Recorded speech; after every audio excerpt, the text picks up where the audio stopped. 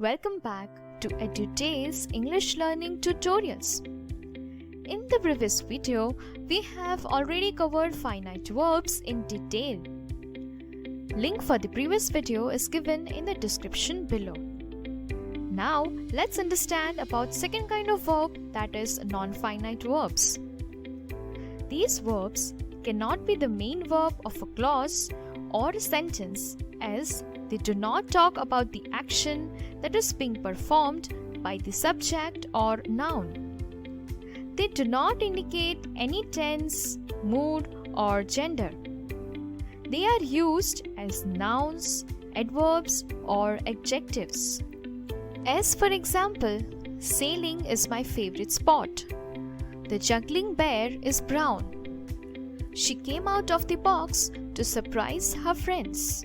As we know, there are three types of non-finite verbs, that is, infinitive, gerund, and participle.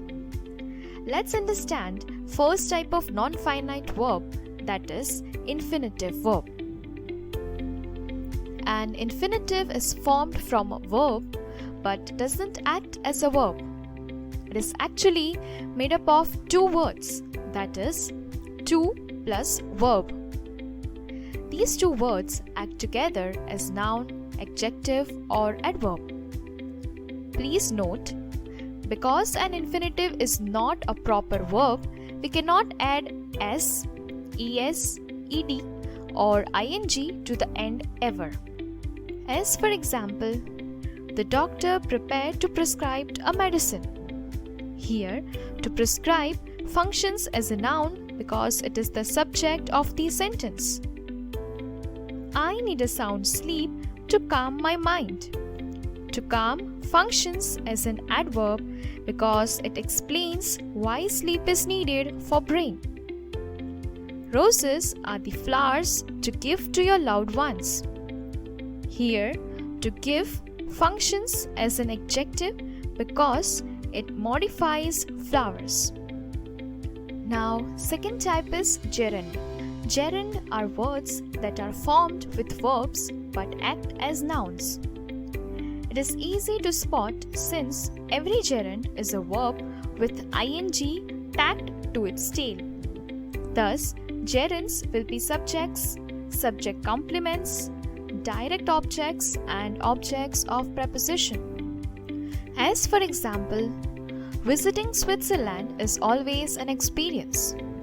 Here, visiting is the subject of the verb is.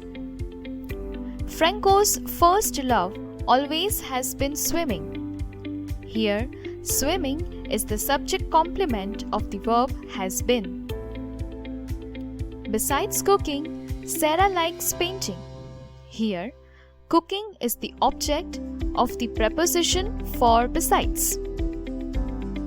So, you may wonder, how to identify gerund and present or past participle?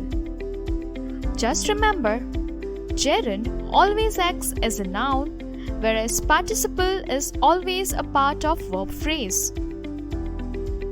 For example, Agatha is singing.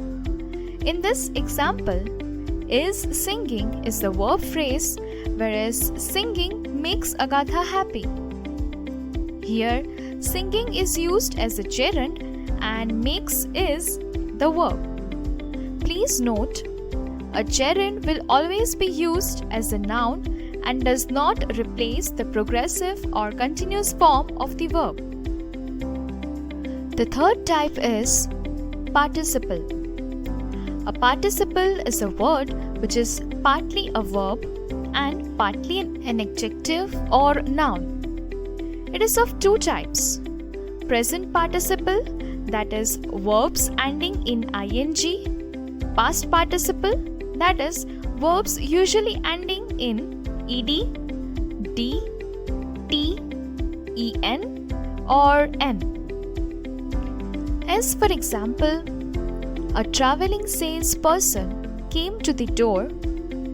Here, traveling describes the noun salesperson. The rising sun is so beautiful. Here, rising modifies the noun sun.